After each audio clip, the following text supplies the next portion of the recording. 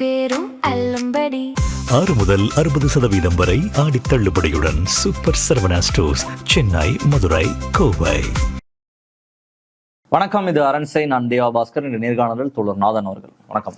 வணக்கம். திமுக பாஜக கூட்டணி அப்படின்ற ஒரு குற்றச்சாட்டை தமிழக வெற்றிக் கழகத்தினுடைய தலைவர் விஜய் அந்த பிரச்சார சமயத்துல தொடர்ச்சியாக சொல்லிட்டே இருந்தார். அதிமுக பாஜக வெளிப்படையா கூட்டணி வச்சிருக்காங்க, திமுக மறைமுக கூட்டணி, கள்ள கூட்டணி, அவங்களுக்குள்ள ஒரு அண்டர்ஸ்டாண்டிங் இருக்கு, நான் அடிக்கிற மாதிரி அடிக்கிறேன், நீ வாங்கிக்கிற மாதிரி வாங்கிக்கோ, இப்படின்ற ஒரு அண்டர்ஸ்டாண்டிங் இருக்குன்ற தொடர்ச்சியாக எல்லா மேடைகளையுமே சொல்லிட்டே இருந்தாரு. தமிழ்நாட்டுல திமுக தாவேகா தான், திமுக பாஜகவினுடைய இன்னொரு ஆள் தான், பாஜக வச்சு பயமுறுத்துறாங்க, ஆனா அவங்களுக்குள்ள ஒரு அண்டர்ஸ்டாண்டிங் இருக்குன்ற குற்றச்சாட்டை முன் வச்சுட்டே இருந்தாங்க. இப்ப சமீப நாட்களாக அந்த குற்றச்சாட்டு இன்னும் ஜாஸ்தியாக திமுக மேல வந்துகிட்டே இருக்கு. இதை இப்ப தாவேகா செய்யல பெருசா. இதற்கு முன்னாடி திமுக கூட்டணியில பயணித்த கட்சிகள் முன்னோக்கி ஆரம்பிச்சிருக்காங்க. காங்கிரஸ் வெளிப்படையாக சொல்ல ஆரம்பிச்சிட்டாங்க. கார்த்திக் சிதம்பரம் திமுக நகர்றாங்க, பாஜகவை நோக்கி நகர்றாங்க, பேசுறாங்க, அதெல்லாம் நடக்க ஆரம்பிச்சிருச்சு.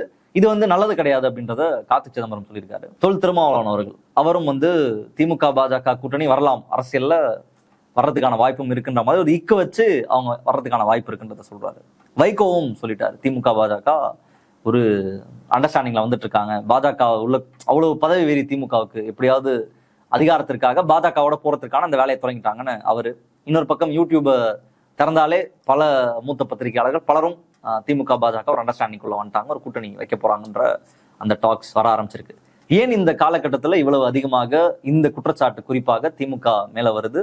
திமுக பாஜக கூட்டணிக்கு ஆயத்தமாகறாங்களா? முதல்ல விஜய் சொன்னாருன்னு சொல்றீங்க. பிரச்சாரத்துல விஜய் தாவேக்க ஆரம்பித்தது பிறகு தமிழ்நாட்டில் பாரதிய ஜனதா எதிர்ப்பு அரசியல் அப்படின்றது விஜயினுடைய பிரச்சாரத்தினால கொஞ்சம் கொஞ்சமாக நீர்த்து போயிருச்சு அப்படின்னு சொல்லலாம். நீர்த்து போயிருச்சுன்னா அவர் சொன்ன அது ஃபாசிசம்னா நீங்கள் பாயசமா அப்படின்னு கேட்டதாக இருக்கட்டும். அதுக்கு பிறகு பதவியேற்ற பிறகு நாங்கள் பாரதிய ஜனதாவோட முரண்படவில்லை, சுமூகமாகத்தான் அரசாங்கத்தை கொண்டு செல்ல நினைக்கிறோம், அதனால் தேவையில்லாமல் நாங்கள் பிரச்சனை பண்ண மாட்டோம் அப்படின்றத வெளிப்படையாகவே சொல்லியிருக்காங்க. கரூர் சம்பவத்துக்கு பிறகும் விஜய் எங்கேயுமே பாரதிய ஜனதா கொள்கை எதிரி, ஃபாசிசம், இது எங்கேயுமே அவர் பேசலை. அதே போல் இங்கே ஆளுநரோடையும் ஒரு சுமூகமான உறவை தான் அவங்க பராமரிச்சுட்ருக்குறாங்க. ஆளுநரோடையும் எந்த விதமான முரண்பாடும் இல்லை. அது வந்தே மாதரம் பாடினதாக இருக்கட்டும், 2 முறை தேசிய கீதம் பாடினதாக இருக்கட்டும், இது எல்லாமே அவர்கள் ஆளுநரை பகைத்து கொள்ளவில்லை. இதெல்லாம் வெளிப்படையாகவே அல்லப்புறம் ஆளுநர் ஆய்வு பணி, மக்கள் தங்கள் குறைகளை லோக்பவனுக்கு நீங்கள் தெரிவிக்கலாம், இப்படிலாம் சொன்னபோது கூட அவர்கள் பெரிய எதிர்ப்பு காட்டவில்லை. இப்போ திமுகவை தேர்தல் பிரச்சாரத்தின் போது திமுக பாஜகவோட கள்ள கூட்டணி அப்படி வைத்திருப்பதாக சொல்வதற்கு காரணம் என்னன்னா, இந்த பாரதிய ஜனதா எதிர்ப்புன்ற அந்த ட்ரெண்டை மாற்றிட்டு ஒரு திமுக மையப்படுத்தினா அல்ல திமுக எதிர்ப்பு ட்ரெண்டை கொண்டு வரணும் அப்படின்றதான் விஜயனுடைய நோக்கம்.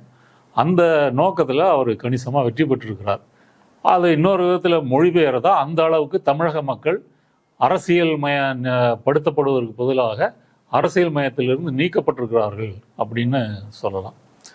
இப்போ சமூக ஊடகங்கள்லேயும் மற்ற ஊடகங்கள்லேயும் டிபேட்லாம் கூட நடந்திருக்குது, திமுக பாஜக கூட்டணியா அப்படின்னு சொல்லி. இது இப்போ உள்ளுக்குள்ளே என்ன நடக்குது அப்படின்னு விரிவாக பார்க்குறதுக்கு முன்னாடி அந்த பிஜேபி எதிர்ப்பு அரசியலை தலைமொழியிட்டு பிஜேபியோடு சேருவது அப்படின்னு திமுக ஒரு முடிவு எடுத்தால் அது தற்கொலைக்கு நிகரான ஒரு முடிவு தான். அதில் எந்த மாற்று கருத்தும் இல்லை. இந்த பேச்சு அடிபடுவதற்கு முக்கியமான காரணம் டீலிமிட்டேஷன் மசோதா.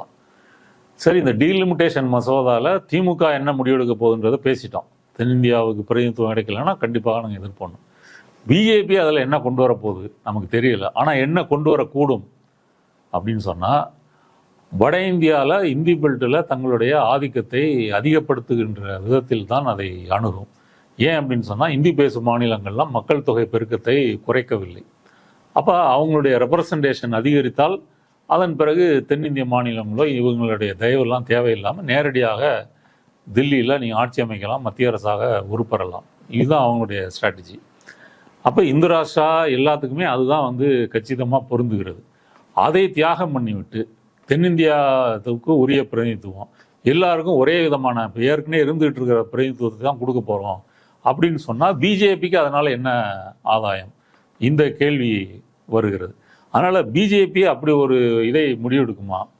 தென்னிந்தியாவுக்கும் வட இந்தியாவுக்கும் ஒரே பிரதிநிதித்துவம் தான் அப்படின்றதே அவங்களுடைய லட்சியம் எதுவோ அதை அடைவதற்கான அந்த வழியை தான் பயன்படுத்துவாங்க. அப்ப அவங்க யாரை கன்வின்ஸ் பண்ணணும்னா, காங்கிரஸ், அகிலேஷ் யாதவ்னு இந்தி பெல்ட்டில் இருக்கக்கூடிய கட்சிகள் இருக்கு இல்லையா, ஓரளவு மகாராஷ்டிரா, இவங்கள தான் அவங்க கன்வின்ஸ் பண்ணணும். ஏன்னா இப்போ அகிலேஷ் யாதவ் கன்வின்ஸ் பண்ணால் வந்து அந்த ஆதாயம் வந்து அவருக்கும் இருக்கு இல்லையா, அவருடைய கட்சியும் அதிக தொகுதிகளில் போட்டியிடலாம். அப்படி தான் அவங்க வந்து செய்வதற்கு வாய்ப்பு இருக்குது. ஆனால் போன பில்லு வரும்போது அகிலேஷ் யாதவ் உள்ளிட்டு அதை எதிர்க்கட்சிகள் ஒற்றுமையாக இருந்து அதை முறியடித்தார்கள். அவங்களுக்கே அது பாதிப்பு என்றாலும் கூட. அதனால் பிஜேபி என்ன கொண்டு வரப்போகுது அப்படின்றது ரொம்ப முக்கியம்.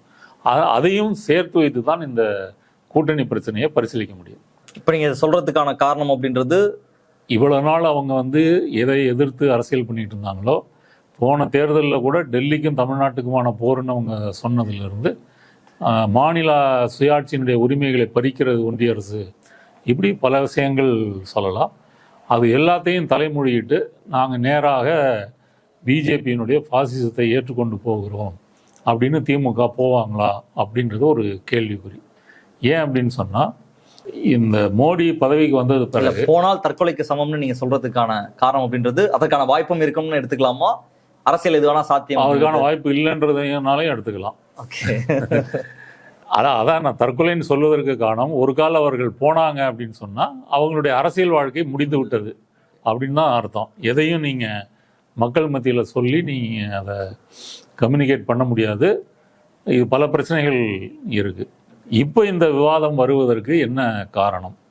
குறிப்பாக இந்த மகளிர் இடஒதுக்கீடு, பாராளுமன்றத்தில் மகளிர் இடஒதுக்கீடு மற்றும் டீலிமிட்டேஷன், தொகுதி மறுசீரமைப்பு, இது ரெண்டுலையும் பிஜேபி திரும்பவும் ஒரு பில் கொண்டு வர போகிறாங்க.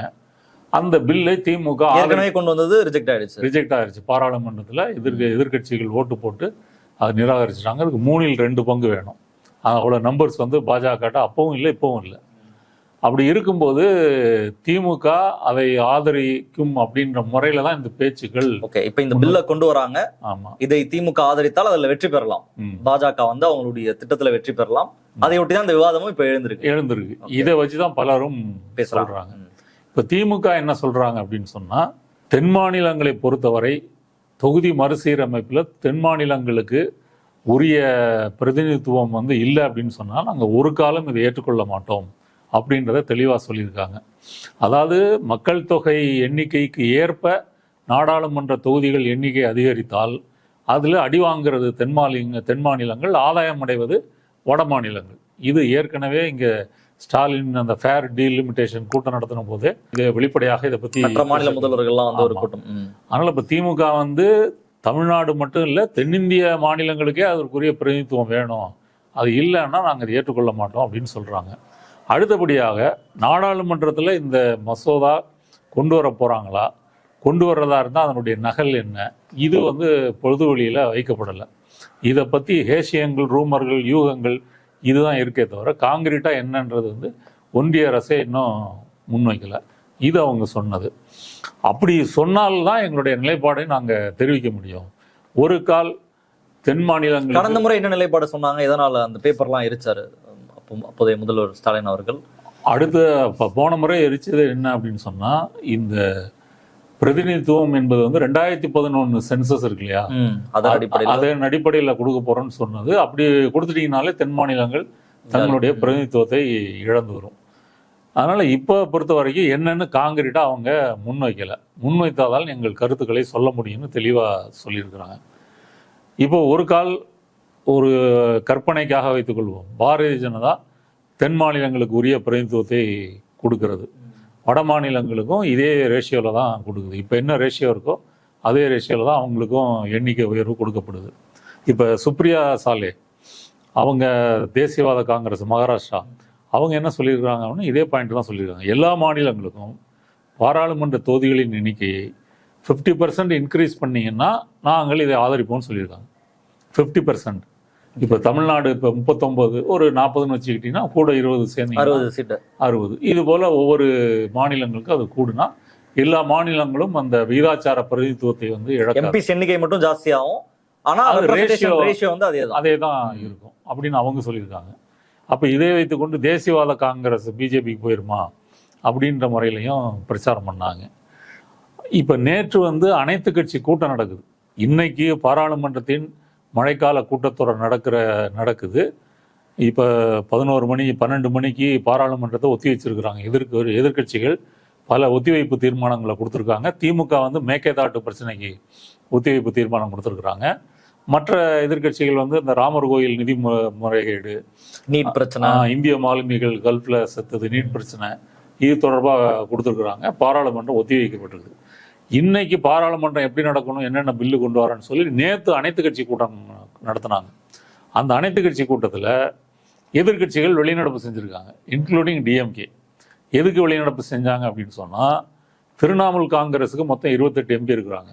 அதில் 20 பேரை பிரித்து பிஜேபி வளைச்சி வாங்கிட்டாங்க.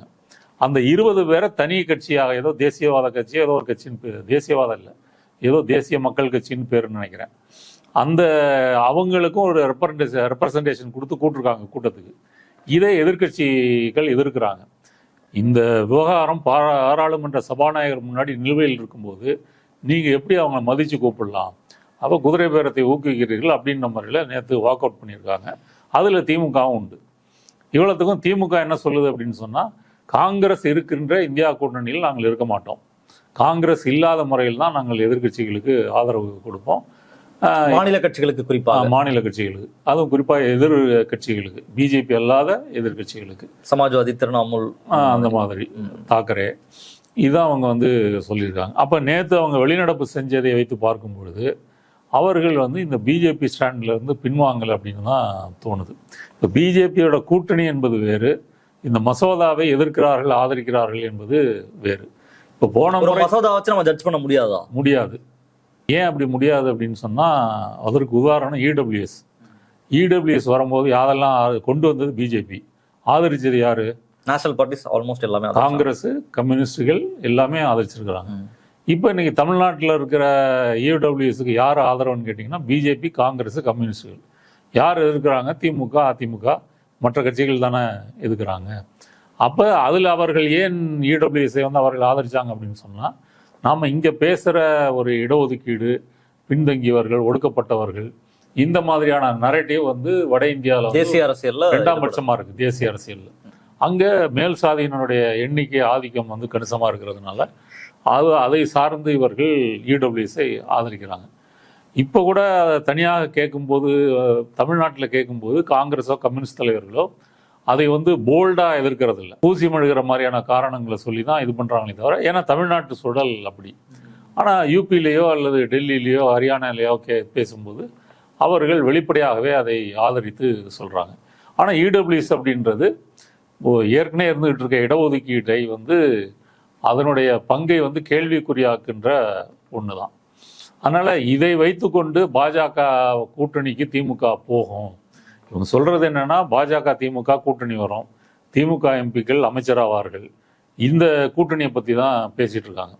அப்படி ஒரு கூட்டணி வரணும் அப்படின்னு சொன்னால், இனிமே தமிழ்நாட்டு அரசியலில் வந்து திமுக இல்லைன்றதையும் முடிவு பண்ணிட்டு தான் வரணும். ஏன் அப்படின்னு சொன்னால், 2014 தொடங்கி 2024 வரைக்கும் 3 பாராளுமன்ற தேர்தலும் மோடி எதிர்ப்பு அலை என்பது தமிழ்நாட்டில் வீசியதன் அடிப்படையில் தான் இங்கே ஜெயிச்சாங்க. 2014 வந்து ஏடிஎம்கே இருந்தது, 19லையும் 24லையும் திமுக மற்றும் கூட்டணி கட்சிகளாக இருந்தது. அது வந்து இன்னும் இருக்குது. ஆனால் இன்னொரு புறத்தில் அந்த மோடி எதிர்ப்பு அலை, பாஜக எதிர்ப்பு அலையை தணிக்கின்ற, நீர்த்து போக வைக்கின்ற வேலையை விஜய் திட்டமிட்டே செய்கிறார். அது வந்து ஒரு பெரிய இதை வைத்து ஏமாற்றுகிறார்கள், தமிழக மக்களை ஏமாற்றி கொண்டிருக்கிறார்கள்ன்றதான் பூச்சாண்டி காட்டுறாங்க விஜயோட வாதம். ஆனா இன்று 21க்குல திமுக ஆட்சிக்கு வருது. அதுக்கு பிறகு பாத்தீங்க அப்படின்னு சொன்னா, இந்த மாநில சுயாட்சி உரிமைகளை பிடுங்குவது அப்படின்றது மிகவும் அதிகரித்து கொண்டே போகுது. இப்போ உதாரணத்துக்கு இந்த பாராளுமன்ற கூட்டத்தொடரில் ஒரு மசோதா கொண்டு வருவதாக இருந்தது. யூஜிசியை வந்து யூஜிசி, அப்புறம் வந்து ஆல் இண்டியா அந்த டெக்னிக்கல் எஜுகேஷன் கவுன்சில், இது மாதிரி இந்த பாடியெல்லாம் கலைத்து விட்டு ஒரு அகில இந்திய கல்வி கமிஷனாக ஏதோ ஒரு, அது சமஸ்கிருதத்தில் அந்த பேர் வரும், அதை கொண்டு வரதா இருக்கிறாங்க. அதை கொண்டு வந்துட்டாங்கன்னா இப்போ மிச்சம் மீறி இருக்கின்ற கல்வியில் இருக்கின்ற மாநில உரிமைகளையும் பறிக்கின்றது மாதிரி அது ஆகும். இப்படி கல்வியில் ஆரம்பித்து எல்லா துறைகளிலையும் இந்தி திணிப்பாக இருக்கட்டும், வரலாற்றை மாற்றி எழுவதாக இருக்கட்டும், மாநிலங்களுக்கு நிதி பகிர்வில் வந்து வஞ்சனை பாராட்டுவதாக இருக்கட்டும், இப்படி எல்லா விஷயங்கள்லையுமே பிஜேபியினுடைய அந்த ஆதிக்கம் என்பது அதிகரிச்சிருக்கு இந்த 5 ஆண்டுகளில். அப்போ முன்னெப்போதும் இல்லாதவரை இந்த பிஜேபி எதிர்ப்பு அரசியலை வந்து ஒரு மாநில சுயேட்சைக்காக குரல் கொடுக்க வேண்டிய ஒரு காலத்தில் தான் இருக்கிறோம். இந்த இக்கட்டான தருணத்தில் திமுக அதை கை கழுவிட்டு நான் பிஜேபி கூட்டணிக்கு போகிறேன் அப்படின்னு சொல்கிறது எந்த லாஜிக் படி பார்த்தீங்கன்னாலும் அது பொருந்தி வராது. ஒரு கால் அவங்க போகல. இப்போ நீங்கள் ஒரு விஷயம் சொன்னீங்க, இடபிள்யூஎஸ் ரிசர்வேஷனை காங்கிரஸ் கம்யூனிஸ்ட் எல்லாரும் ஆதரிச்சாங்க, இங்கே திமுக அதிமுக போன்ற கட்சிகள் எதிர்த்தாங்க அப்படின்றத தெரிவிச்சிருந்தீங்க. ஆனால் இங்கே பாயிண்ட் என்ன அப்படின்னா, காங்கிரஸ் கம்யூனிஸ்ட் யாரும் இடதுசாரிகள் கூட கூட்டணி வச்சது இல்லைல்ல. ஆனால் திமுகவுக்கு அந்த வரலாறு இருக்கு. அவங்க ஒரு காலத்தில் கூட்டணி வச்சிருக்காங்க, அமைச்சரவையில் பங்கு பெற்றிருக்காங்க. அப்படி இருக்கும் பட்சத்தில் இந்த சந்தேகம் இன்னும் வலுப்பெறுதோ, அவங்க அமைச்சரவையில் இடம்பெறுவதற்கோ அல்லது ஏற்கனவே கூட்டணி வச்சிருக்காங்கன்றது ஒரு வரலாறு. அப்போ இவங்க போறதுக்கு அஞ்ச மாட்டாங்க அப்படின்ற அந்த கேள்வி எழாம இல்லை. ஏற்கனவே உள்ள கூட்டணி இதை ஒப்பிட்டு பார்க்க முடியுமான்னு தெரியல. அன்னைக்கு வாஜ்பாய் காலத்தில் திமுக உள்ளிட்ட எதிர்கட்சிகள்லாம் கூட்டணி போகும்போது காமன் மினிமம் ப்ரோக்ராம் வச்சுருந்தாங்க. ஆர்டிகிள் 370 பொது சிவில் சட்டம், ராமர் கோயில், இது 3ஐயும் நீங்கள் எழுப்பக்கூடாது. இந்த கண்டிஷன் பேரில் தான் அன்றைக்கி கூட்டணிக்கு ஆதரவு தெரிவித்தாங்க. இப்போ இருக்கிற பிஜேபி, மோடி தலைமையிலான இருக்கிற பிஜேபி அப்படி இல்லை. முழுக்க முழுக்க ஒரு இந்துத்துவ ஆர்எஸ்எஸ்னுடைய இந்து ராஜ்யத்தை பேசுகின்ற பாசிச அணுகுமுறையை கொண்டிருக்கின்ற ஒரு காலமாக இது இருக்குது. ரெண்டும் ஒன்றும் இல்லை. ஒரு கால் அதை அப்படி அதே ஒரு வாஜ்பாய் கிட்டலாம் ஒரு டெமோக்ராட்டிக் வேல்யூ இருந்தது, அப்படி சொல்ல முடியாது. அந்த அளவு பெரும்பான்மை அவங்களுக்கு இல்லை. இது வலியுறுத்தக்கூடிய நிலைமையில எதிர்கட்சிகள்கிட்ட ஒரு பலம் இருந்துச்சு. இப்போ இதே ஒரு வாதத்துக்காக எடுத்துக்கிட்டோம்னா, முன்னாடி வச்சிருந்தபடி பார்த்தா இன்னொரு கூட்டணி வச்சா அதில் என்ன தப்புன்னு யோசிச்சிங்கன்னா, 89 இவர் விபி சிங் கவர்மெண்ட் வருது. விபி சிங் கவர்மெண்ட்டை யார் ஆதரிச்சா? அந்த அமைச்சரவையில் சேராமல் யார் ஆதரிச்சாங்கன்னா, கம்யூனிஸ்டுகளும் பிஜேபியும் 2 பேரும் சேர்ந்து தான் அதை ஆதரிக்கிறாங்க. அதுக்கு பிறகு இடஒதுக்கீடை வந்து அவர் அமல்படுத்துகிறாரு. அந்த பிரச்சனையை ஒட்டி தான் பிஜேபி தன்னுடைய ஆதரவை வித்ட்ரா பண்ணிக்குது. கம்யூனிஸ்டுகளும் பிஜேபியுமே ஒரு கவர்மெண்ட்டுக்கு ஒரு ஆதரவை கொடுத்து ஒரு நடுநிலை வகித்த ஒரு கவர்மெண்ட். விபி சிங் வந்து அதுக்கு ஆதரவும் இல்லை, எதிர்ப்பு இல்லை அப்படின்ற மாதிரி ஒரு நிலை தான். அவர் காங்கிரஸுக்கு எதிர்ப்பானவர். காங்கிரஸினுடைய ஊழலை சொல்லி, பிரச்சனைகளை சொல்லி தான் அவர் தேசிய அரசியலுக்கு வராரு. அதுக்கு முன்னாடி ராஜீவ்காந்தி அமைச்சரவையில் ஒரு முக்கியமான அமைச்சராக, நிதியமைச்சர்னு நினைக்கிறேன், அங்கம் வகித்தவர் விபி சிங். அதுவும் நடந்திருக்கு. அதனால வந்து இது எந்த சூழல்ல இந்த பிரச்சாரத்தை முன்வைக்கிறார்கள். இப்ப போன கேரள சட்டமன்ற தேர்தலில் ராகுல் காந்தி போய் என்ன சொன்னாரு, இவரு பினராயி வரல, அப்புறம் அவருக்கும் விஜயனுக்கும் பிஜேபிக்கும் ஒரு அண்டர்ஸ்டாண்டிங் இருக்குது அப்படின்னு சொல்றாரு. இதை எதிர்த்து ஜான் பிரிட்டாஸ் வந்து இந்தியா கூட்டணி கூட்டத்தில் நேரடியாக ராகுல் காந்தி காங்கிரஸ் விமர்சனம் செய்து பேசுகின்றதை நம்ம வந்து பார்க்குறோம். இப்போ பிஜேபிக்கு காங்கிரஸுக்கும் ஒரு ஒற்றுமை இருக்குது. என்ன ஒற்றுமை இருக்குது அப்படின்னு சொன்னால், அவர்கள் மாநில கட்சிகள் வளர்வதை விரும்பவில்லை. அடுத்தது நீங்கள் இடஒதுக்கீடு, இடபிள்யூஎஸ், இந்த மாதிரி இந்துத்துவ அல்லாத மற்ற கொள்கைகள், மாநில உரிமைகள் வந்து நிறைய வழங்கக்கூடாது, மத்திய அரசில் தான் வந்து கண்ட்ரோல் இருக்கணும். இதுலையெல்லாம் காங்கிரஸுக்கும் பிஜேபிக்கும் பெரிய வேறுபாடு இல்லை. அடுத்தது காங்கிரஸ் இதுவரைக்கும் பிஜேபி ஆதரிக்கலைன்னு நீங்கள் சொல்கிறீங்க. ஆனால் 2014க்கு பிறகு காங்கிரஸிலிருந்து பிஜேபிக்கு போனவருடைய எண்ணிக்கை வந்து ரொம்ப அதிகம். எம்எல்ஏக்கள், எம்பிக்கள், முன்னாள் அமைச்சர்கள் பல மாநிலங்களில் ஆட்சியை பிடிப்பது காரணமே பழைய காங்கிரஸ் தான். இப்போ இந்த சட்டமன்ற தேர்தலில் அஸ்ஸாமில் காங்கிரஸினுடைய மாநில தலைவர் வந்து பிஜேபிக்கு போய் சேர்றார். ஏற்கனவே அந்த முதல் ஹிமந்த பிஸ்வா சர்மாவும் அவரும் பிஜேபி காங்கிரஸ்ல வந்தவர் தான். அடுத்து வட இந்திய காங்கிரஸை பொறுத்தவரை கிட்டத்தட்ட அது ஒரு மென் சங்கிகளால் இருக்கக்கூடிய கட்சியாக இருக்குது. மத்திய பிரதேசம் தேர்தல் அறிக்கை பார்த்தீங்கன்னா, காங்கிரஸினுடைய தேர்தல் அறிக்கை, அவங்க வந்து கோசாலாவை கொண்டு வர்றது, சீதைக்கு கோயில் கட்டுறது, இதெல்லாம் அந்த தேர்தல் அறிக்கையில் இடம்பெற்றிருக்குது. அதனால் வட இந்தியாவில் வந்து ராகுல் காந்தி ஒருத்தர் தான் ஆர்எஸ்எஸ், பிஜேபி, அதானின்னு பேசிகிட்டு இருக்காரு தவிர, அவர் கூட வட இந்தியாவில் வந்து எந்த தலைவர்களும் பேசலை. தென்னிந்தியா அது ஒரு மாறுபட்ட சூழல் இருக்குது. இப்போ தென்னிந்தியாவில் கூட இவர்கள் ஒரு தீவிரமான இந்துத்துவ எதிர்ப்பை வந்து காட்டுறாங்க அப்படின்னு சொன்னால் அப்படி சொல்ல முடியாது. எதெல்லாம் மக்கள் மத்தியில் வந்து எதிர்ப்பு வரும்னு அவங்க கருதுகிறாங்களோ அதை பற்றி குரல் கொடுக்குறது. உதாரணம், தமிழ்நாட்டில் திருப்பரங்குன்றம் சங்கிகள் உருவாக்கின ஒரு பிரச்சனை. அந்த பிரச்சனையை வந்து இன்னும் ஒரு வீரியமாக்கணும்னு முயற்சி பண்ணுறதும் சங்கிகள் தான் முயற்சி பண்ணுறாங்க. அப்போ இதில் காங்கிரஸ் ஏதாவது குரல் கொடுத்துருக்கா, ஏதாவது மாநாடு நடத்தியிருக்கா, ஏதாவது போராட்டம் பண்ணியிருக்கா அப்படின்னா ஒன்றும் இல்லை. கம்யூனிஸ்டுகளும் கூட அதை மாதிரி ஒரு இதை வந்து நடத்தலை. தனியாக நீங்கள் ஏதாவது எதிர்ப்பு போராட்டம் நடத்தினீங்கன்னா ஒருத்தர் வந்து பேசிட்டு போவாரே தவிர தனியாக அதை அவர்கள் வந்து செய்யவில்லை. அதனால் நேரடியாகவே இந்துத்துவாவை எதிர்த்து நீங்கள் பேசுறது அப்படின்றது இந்த கட்சிகள்லாம் ஒரு அச்சத்தில் இருக்கிறாங்க. ஆனால் திமுக அரசு உயர்நீதிமன்ற தீர்ப்பே வந்த போதும் கூட மலையின் மீது வந்து நாங்கள் தீபம் ஏற்ற மாட்டோம் அப்படின்றதுல உறுதியாக இருந்துச்சு. அதனால தான் நீதிமன்ற அவமதிப்பு வழக்கை அங்கே இருக்கக்கூடிய அதிகாரிகள் இன்னமும் சந்திச்சுட்டு இருக்கிறாங்க, வழக்கு நடந்துட்டு இருக்குது. அப்போ இதிலிருந்து நம்ம பார்க்கலாம். அதனால் இப்போ திமுக பிஜேபி ஆதரிக்கணும்னா எதற்காக ஆதரிக்கணும்? சர்வைவலுக்கு. ஏன்னா நான் என்னுடைய கேள்வி என்னன்னா, ரீசெண்டாக நடந்த ஒரு ப்ரெஸ் மீட்ல கூட சொன்னார், கூட்டணி கட்சிகளை பற்றி ஒரு கேள்வி ஆர்எஸ் பாரதிகிட்ட கேட்கும்போது அவர் பேசுறதெல்லாம் விட்டுருங்க, போன எலெக்ஷன் செத்த பாம்பு அடிச்சுட்டு இருந்திருக்கோம், எதிரி யாருன்றது தெரியாம நாங்க சண்டை போட்டு இருந்திருக்கோன்றது ஆர்எஸ் பாரதி சொல்லியிருக்காரு, உதயநிதி ஸ்டாலின் சொல்லியிருக்காரு. யார் எதிரின்றதை மிஸ் பண்ணிட்டாங்க. டெல்லிக்கும் தமிழ்நாடுக்கும் போட்டி அப்படின்றது அவங்களுடைய கருத்தாக இருந்தது. அதிமுக பாஜக இந்த கூட்டணி தான் அவங்க விமர்சிச்சுட்டே இருந்தாங்க. விஜய் வந்து கணிக்க தவறிட்டாங்க. திமுகவை பொறுத்த வரைக்கும் அவங்க என்னதான் டெல்லியில ரெப்ரஸன்டேஷன் இருந்தாலும் கூட தமிழ்நாடு தான் அவங்களுடைய பேஸ், தமிழ்நாடு தான் அவங்களுடைய மாநிலம், இங்க ஆட்சியை பிடிப்பது அப்படின்றது தான் அவங்களுடைய இலக்கு. விஜய் கரெக்டா காயின் பண்ணார்ல, தாவேகா வர்சஸ் திமுக தான், நீங்க என்ன வேணா பேசுங்க, கூட்டணி கட்சி எதுவுமே கிடையாது, திமுக வர்சஸ் தாவேகான்றதை டிக்ளேர் பண்ணி கரெக்டா அதுக்குள்ள அவர் பிளே பண்ணாரு. திரும்ப அவங்களுக்கு அதுக்குள்ள வரணும், தமிழ்நாடை கைப்பற்றணும் அப்படின்னா டெல்லியில என்னவோ இருந்துட்டு போகுது, மத்தியில பாஜக என்னமோ பண்ணிட்டு போகுது.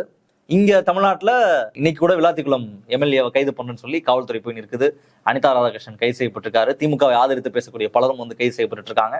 கிட்டத்தட்ட அப்படி ஒரு அப்ரோச்சை இங்க இருக்கக்கூடிய தாவேகா அரசு தமிழ்நாடு மீது பண்ணிட்டு இருக்காங்க. அப்படி இருக்கும்போது நான் சென்ட்ரல்ல நான் ஏதோ ஒரு அட்ஜஸ்ட்மெண்ட் பண்ணிக்கிறேன், தமிழ்நாட்டுல ஆட்சியை பிடிக்கணும், அதுதான் இலக்கு, அதை நோக்கி நான் செயல்படுறேன்னு அவங்க ஒரு முடிவு எடுத்தாங்கன்னா, அவங்க சர்வைவலுக்கு நான் பாஜகவோட அண்டர்ஸ்டாண்டிங் போயிட்டு தமிழ்நாட்டுல தாவேகாவை எதிர்த்து நாங்க அரசியல் பண்றோம் அப்படின்ற அந்த நிலைக்கு வந்தாங்கன்னா, பிஜேபி இந்துத்துவா இந்த மாநில உரிமைகள் இதெல்லாம் இல்லாம தாவேகாவை மட்டும் எதிர்த்து இவர்கள் அரசியல் செய்யறாருந்தா என்ன பண்ண முடியும்?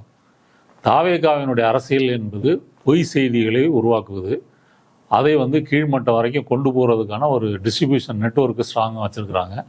இதுதான் அவங்களுடைய பலம். பாஜகவும் இதாக இருந்துச்சு. ஆமாம், பாஜகவும் இதே தான். பாஜகவும் இன்னும் அவங்கள்ட்ட டேட்டாவே இருக்குது. தாவேகாட்ட வந்து மக்களை பற்றிய டேட்டா வந்து இல்லை. இவர்கள் ஒரு அஜெண்டாவும் இருந்துச்சு. அதனால் அந்த மாதிரி தான் இவங்க ஜெயிச்சிருக்காங்க. இப்போ நீங்கள் தாவேகா மாதிரி அரசியல் பண்ணணும்னா திமுக போய் சொல்ல போகுதா, இல்லை சோஷியல் மீடியாவில் இன்ஃப்ளூயன்சர்ஸ் எல்லாம் விலைக்கு வாங்கி இந்த மாதிரி ஸ்டாலின் ஆட்சி வரட்டும் அப்படின்னு சொல்லி வீடியோ போட போகிறீங்களா, என்ன பண்ண போகிறீங்க? அப்போ விஜயினுடைய அரசியலை எந்த ஒரு கட்சியும், ஜனநாயகத்தின் மீது நம்பிக்கை வைத்திருக்கின்ற எந்த ஒரு கட்சியும் அந்த பாதைக்கு செல்ல முடியாது.